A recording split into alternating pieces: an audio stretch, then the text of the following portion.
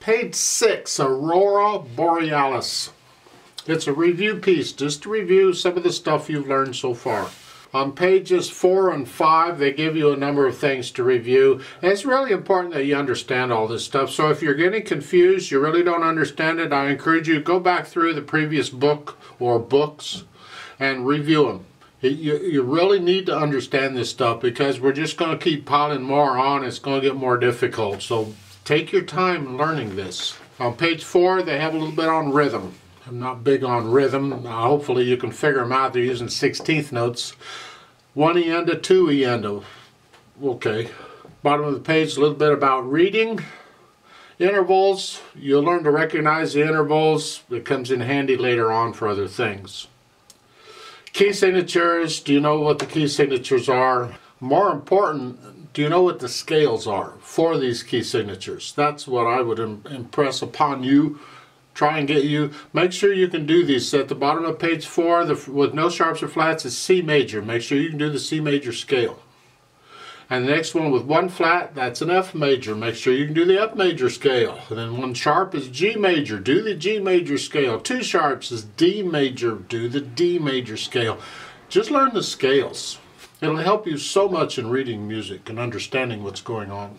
On page 5, a little bit about the minor scales and the relative minor scales.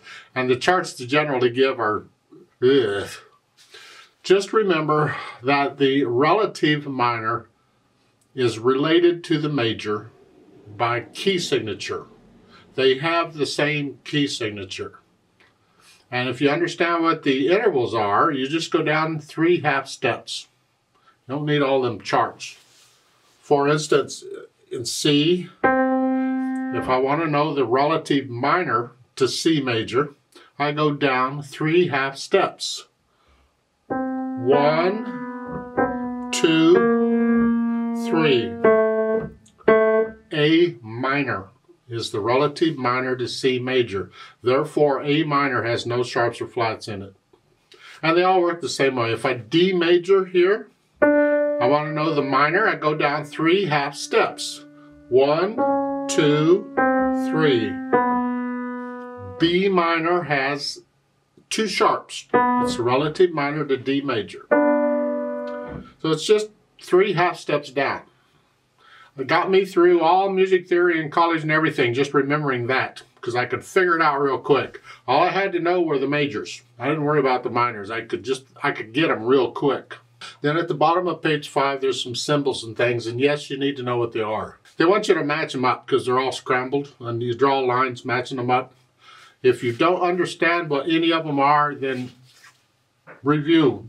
Please go back through and review. You're going to keep getting these, so we'll go over them in the lessons anyway. Now, for this Borealis thing, 2 sharps, so it's either D major or B minor. Well, let's see. Look at the end. You're ending here? Well, that doesn't sound like either one of them to me. Here? That sort of sounds like D major. I'm going to take a wild guess and say this is D major. The harmony's a little different, but yeah, it's sort of D major. It's close enough. Just make sure you can do the D major scale. Now, 6/8 time, so an 8th note gets a count. So all these 8th notes are just beats. 1, 2, 3, 4, 5, 6, 1, 2, 3, 4, 5, 6. And they're broken chords on the right hand. Let's just go over them briefly. Here, you're in this position. So it's 1, 2, 3. And that's pretty much it. And this is fun until you get to measure 5. Second line, second measure. And then it's a D chord. And then thumb comes down. And if you have fat fingers and you can't get in here, then you're going to have to change to here. 4, 2, 4. And then measure 7, B, so forth, and then 2 measures later, it's an E. Last measure on the page is A sharp, C sharp, F sharp. And even if you have big hands, it doesn't matter, because you're playing all black keys, you can be up here. It's okay if they're all black keys. And then back out here for page 7. So you work out the right hand, Then last line on page 7, over here, it's alternating there, and then the last 2 measures. It says C sharp, F sharp, but it has an 8 VA over it. So you're going to come up here, and the last measure has a 15 MA over it. So you go up 2 octaves from where it's written, which would be here. If you have a short keyboard and you don't have the notes, you just play the highest F sharp, C sharp you have, or C sharp, F sharp, whichever. And that's good enough. Which fingers you use, don't care, they're both black keys. Use fingers. Left hand, not doing a lot in the left hand, you're just kind of hanging around, waiting for the right hand to do all the fun. Bummer. Then on measure 8, it's treble clef. You cross over the right hand to B, D. Which finger you use is up 4/2's fine, whichever. And then bass clef again. Page 7, you get your treble clef. You're crossing over between treble clef and bass clef on the left hand. So you have it here, and then here, and then here, and then here. That's it, the D sharp there. And then bass clef again.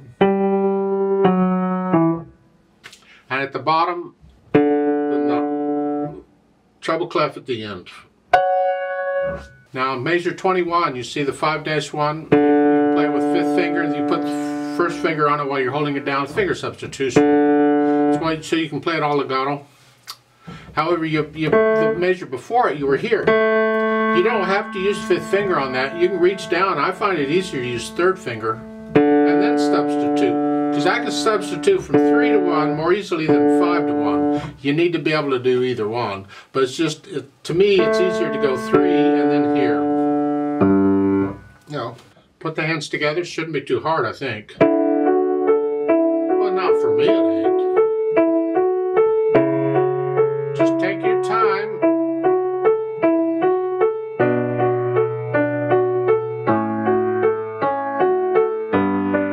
Connect everything as best you can. So just go through your speed. I may have gone a little fast. You take it your speed and then go back and work out any hesitations. Those 8th notes need to be even. It's not fast, just even. As far as articulation goes, there really isn't any. You just connect everything. They give you tenutos on the first beat of some. See, on the very. Now, there's different ways of treating these tenutos, and I don't know what the composer had in mind. Different ways of interpreting them. You can put a little stress on them. Not an accent, just a little stress on them. It coincides with the note in the left hand.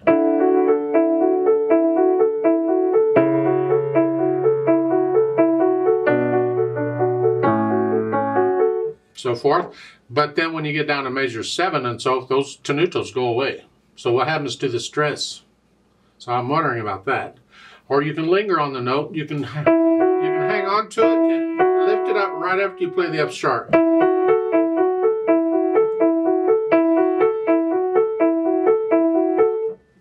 That's kind of hard, and when you pedal it, it makes no difference. The sound is good, it wipes that out.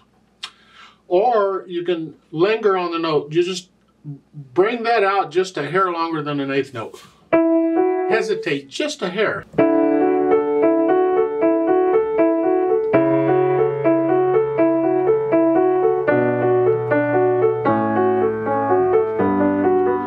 Again, when you get to measure 7, the tenutos go away. It's different ways of interpreting it. I'll leave that up to you and your teachers to which way you're going to go.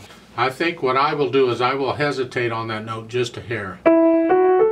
I'll give it just like, almost like a 30-second note longer. Just a hair. It's a felt thing. Because in lingering on it, it kind of gives it stress. It's just when you're starting to get louder, you don't do it anymore. And to me, it's like, okay, whatever. Dynamic, well, you're soft, and that's the right hand. Actually, I think in this one, it's both hands together. Soft, you come up a little bit to medium soft. And then measure 6, or so you're going to go up. Measure 7 is moderately loud. Go back down to soft.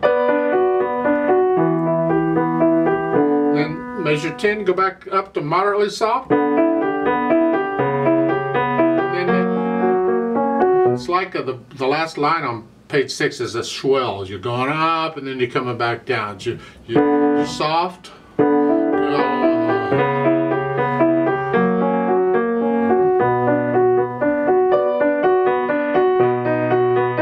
Forth, and then on page 7 at the end of the first line you crescendo up to loud.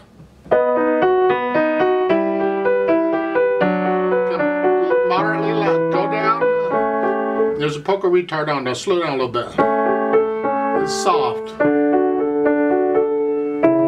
You stay soft pretty much to the end until at the end you die away. Very soft. Very soft. It's not too hard to get very soft when you're really high on the keyboard. High. So speed-wise, andante is just a leisurely feel. And expressively, you got to get to know the piece well enough that you're not thinking about notes and fingering and all that. And you get to feel in the music, and then you can think about expressively. See what you can do expressively. And as I do this, my wrist is actually kind of going in a circle. I'm not forcing it, it just happens. I'm just transferring weight from note to note, from finger to finger.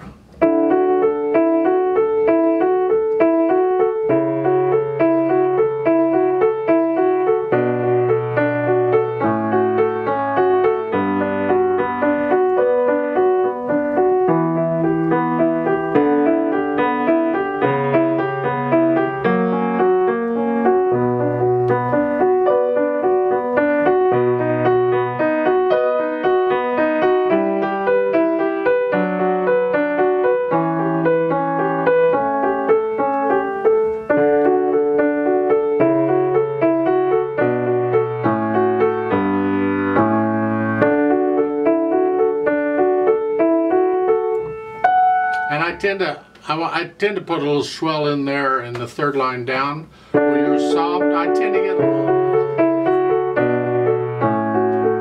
to put a little swell in there. I just felt it.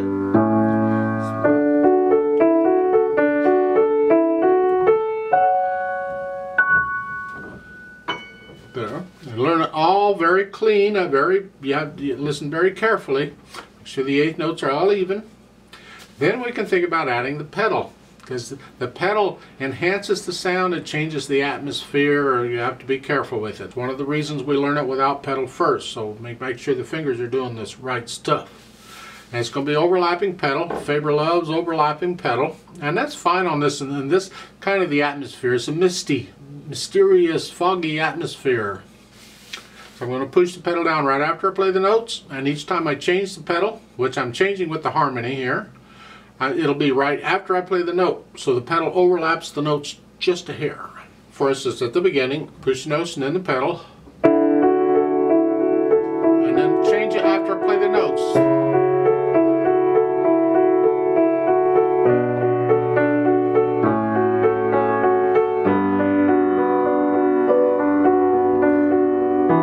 So forth throughout the whole piece, just connect it all together. And then on the next to the last line on page 7, you don't pedal that one measure here. And then the last line, hold it down for the whole line.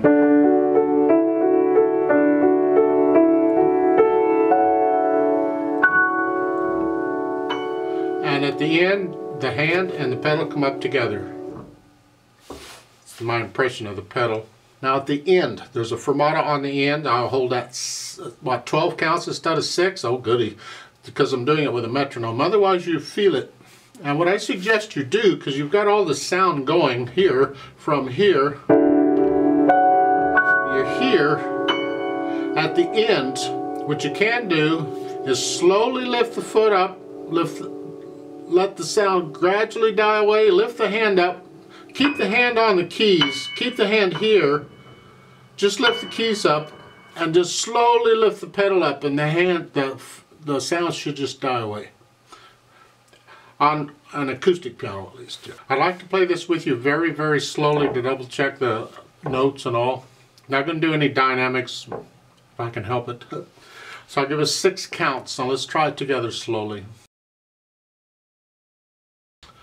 1, 2, 3, 4, ready, go.